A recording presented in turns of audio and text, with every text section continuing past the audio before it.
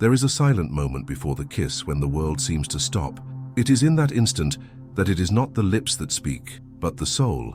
Kissing someone in a way that makes them melt for you has nothing to do with rehearsed technique or repeated gestures. It is about presence, surrender, and above all, self-knowledge.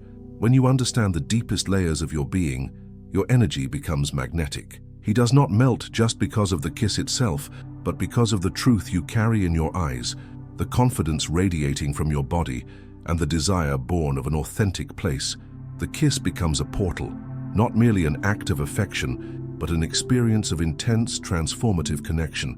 If you want to awaken that irresistible energy, comment below, "I am magnetic when I am myself." Within Carl Gustav Jung's analytical psychology, relationships are not just encounters between two people, but profound mirrors in which we both recognize and confront ourselves.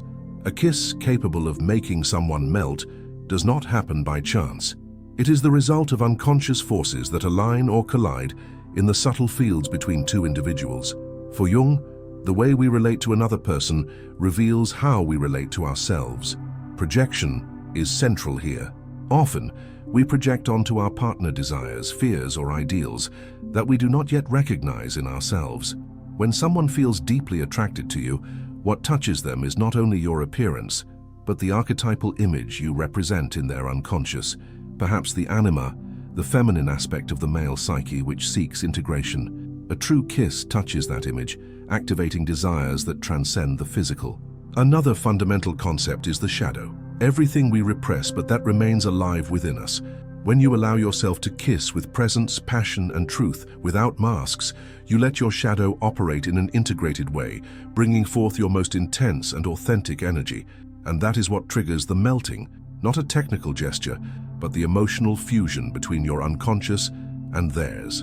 Individuating, becoming who you truly are, makes your kiss powerful. It is not a plea for approval, but an affirmation of who you are. When your inner masculine and feminine are in harmony, the kiss ceases to be an expression of neediness and becomes an expression of being. And it is in that expression that he loses himself and finds himself in you. Within every woman resides an invisible power, an energy field that transcends behavior and appearance.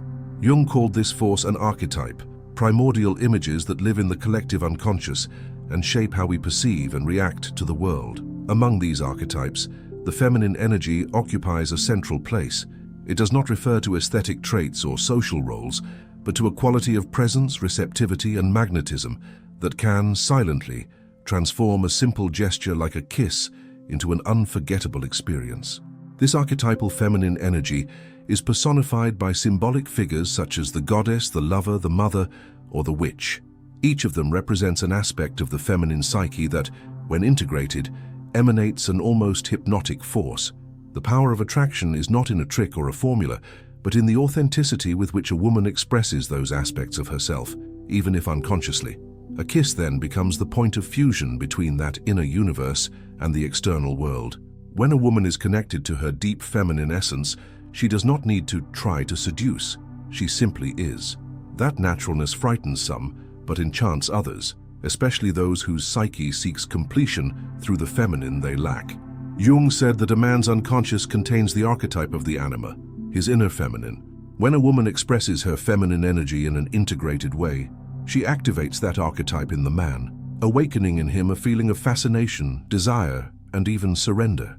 He does not understand it rationally, but he feels as if something inside him finally finds resonance.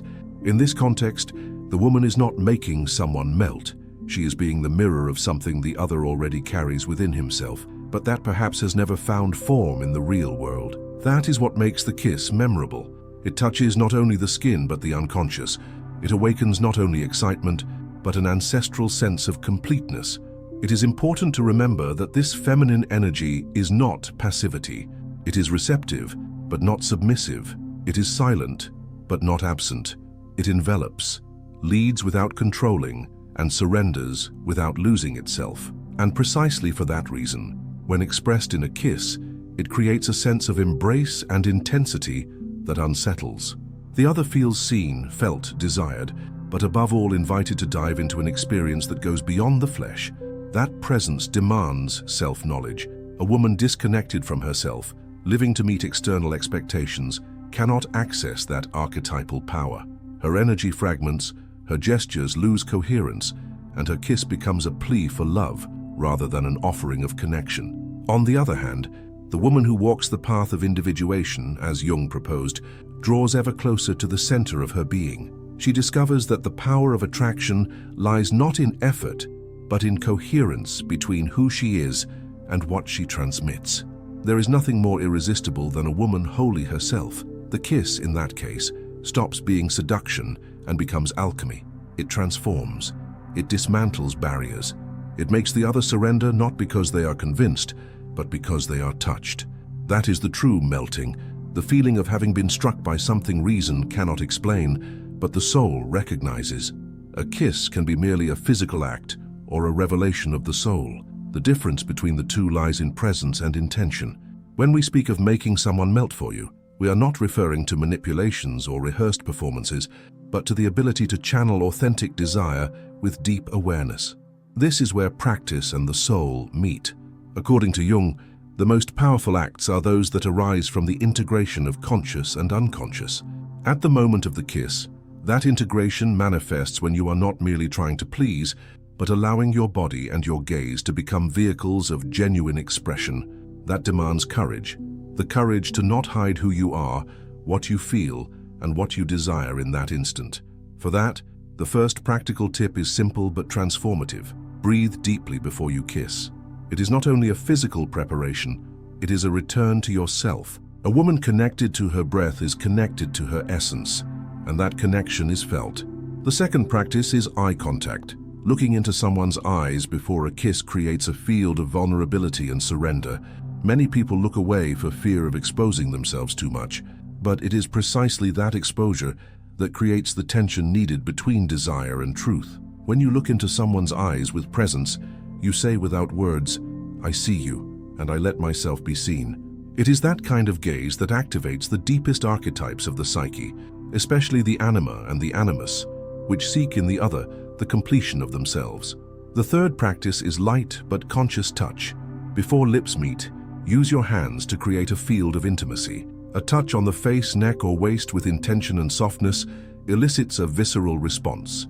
The skin holds archetypal memories. Conscious touches activate those records, making the kiss an experience of inner recognition. It is as though the body says, "I already know you, even if we have never met." The fourth tip, perhaps the most important, is not to kiss in a hurry or out of fear of not pleasing.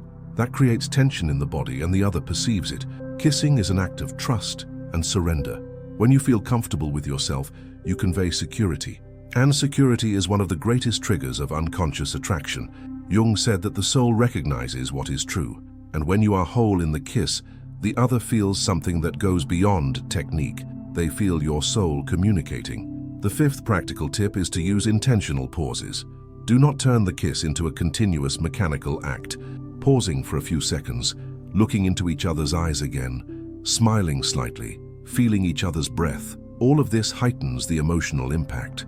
The pause creates anticipation and desire. And desire, when born of the soul, is not merely physical, it is magnetic. Finally, the most subtle tip: listen with your body. This means paying attention to the other's response, not with ears, but with the sensitivity of your skin, your breath, and your energy. When you perceive that he relaxes, surrenders, or breathes deeply, it is a sign that something has been touched at a profound level, and that cannot be achieved through effort, but through attunement. Kissing well is, at its core, hearing the silence between two bodies. These practices are not tricks to control someone. They are invitations to create a space where the unconscious can manifest. An authentic kiss is one that carries not only the intention to please, but the courage to show who you are. And when that happens, the other does not merely melt, they surrender. The most powerful force in any relationship is not what is said or done consciously, but what is felt in the depths of the psyche, often without either person realizing. Carl Jung devoted much of his work to understanding the unconscious mechanisms that influence attraction, conflicts, and affective dynamics. Among those mechanisms, projection and the shadow occupy a central place. Understanding how these two elements operate can explain why someone seems to melt when you simply are yourself, without artifice, without games, without defenses. Projection is the unconscious act of attributing to another parts of ourselves that we have not yet recognized or integrated. When a man sees in you an ideal, a beauty that touches him deeply, or an intensity that unsettles him, he is often projecting his own unconscious onto you. Jung called this the projection of the anima, the archetype of the feminine present in the male psyche. This projection is irresistible because upon finding a woman who unconsciously embodies that image, the man feels he has found something essential that was missing within himself. But there is a trap. If you try to correspond to that projection in a forced way, trying to maintain a perfect, sensual, or idealized image, you begin to distance yourself from your true self. The connection loses authenticity and becomes fragile. The true impact occurs when you allow the projection to happen, but remain rooted in your own truth. That means showing not only your light, but also your shadows, your doubts, imperfections, contradictions. And it is at that point that he truly begins to melt. Not because you embody an ideal, but because you are real. The shadow, in turn, is everything we reject in ourselves out of fear, shame, or conditioning. When we ignore our own shadow, it controls us. But when we integrate it, we become whole. And that wholeness is magnetic. A woman who knows her anger, her vulnerability, her fear of rejection, and yet chooses to surrender to a kiss, is radiating inner strength. And the other sense is that, even if he doesn't understand it rationally, he is touched by the unconscious courage you project. Revealing oneself is one of the most intimate and powerful acts. It means not hiding the parts you think might be too much, strange, or intense. Many women learn to minimize their depth so as not to scare others, but a true kiss demands the opposite. It demands complete presence with everything you are. When you no longer hide your shadow, it stops being a burden and becomes a source of fascination. It is as if you say, yes, I also feel fear, I also have scars, and yet I am here, eyes open, ready to connect. This kind of openness disarms the other, because he also carries shadows, also projects ideals, also fears not being enough. By seeing someone reveal themselves without asking permission, he is invited to do the same. And that reciprocity creates a field of intimacy so deep that the simplest gesture, a kiss, becomes a transformative moment. That is why he melts. Not because you followed a formula or said the right words, but because by revealing yourself, you created space for him to find himself as well. And in that mirror, something much greater than desire emerges: recognition. He recognizes in you a woman who is not trying to please, but who is whole in her truth. And that truth touches him at the most primitive level of the soul. Projection can initiate attraction, but it is authenticity, the integration of the shadow, that sustains it. And when that happens, the kiss ceases to be a gesture and becomes an encounter with what is most human, most real, most unforgettable. Within every human being there is a silent dance between complementary forces. Jung called these forces anima and animus, the feminine present in the man and the masculine present in the woman. For him, psychological maturity depends on the integration of these opposing aspects within each individual. And when that integration occurs, something rare is born, a magnetic, balanced presence that profoundly impacts any relationship, including the most intimate and symbolic one, the kiss. In practice, this integration means that the woman is not only sensitive, intuitive, and nurturing, traits of the archetypal feminine, but also assertive, centered, and present, qualities of the inner masculine. She does not kiss to be chosen, but to choose. She does not seek approval, but connection. This balance transforms the way she moves, speaks, and touches. It is impossible not to feel it. The other perceives, even unconsciously, that they are facing someone whole, whose energy pulses in harmony, and that is irresistible. Many times, the imbalance between these energies creates confusion in relationships. When a woman is excessively polarized in wounded femininity, passive, insecure, needy, she projects onto her partner the responsibility for her own worth. Her kiss carries fear and expectation, and that can push him away. On the other hand, if she is excessively in defensive masculinity, controlling, rigid, disconnected from emotion, her kiss can feel mechanical, soulless. In both cases, the gesture loses its symbolic and archetypal power. A woman who integrates both poles within herself does not depend on the validation of the other, but also does not close her heart.